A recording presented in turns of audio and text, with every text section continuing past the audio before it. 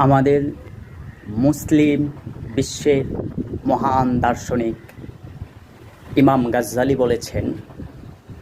পৃথিবীতে নাস্তিকতা প্রসারের অর্ধেক পাপ বহন করবে ধার্মিকেরা। কারণ তাদের মন্দ কর্মকাণ্ড এবং তাদের কঠিন এবং করুণ যেই স্রষ্টা সম্পর্কে বাক্যব্যয়, এই বাক্যব্যয়ের কারণে মানুষদের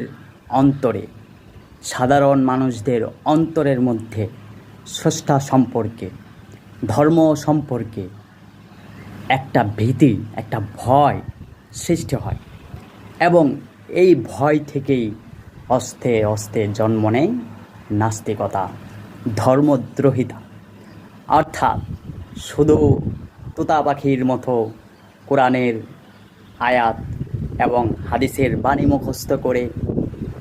মানুষদেরকে বিভ্রান্ত করা, অমুক কাফের, অমুক মুশরিক, তমুক ফাসেক, অমুক জালেম, এইগুলো যে আমাদের ধার্মিকেরা করে, এই পাপ, এই অন্যায়,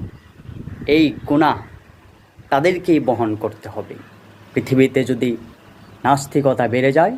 ধর্মদ্রোহিতা বেড়ে যায়, তাহলে বুঝতে হবে এখানে যারা ধার্মিক নামে আছে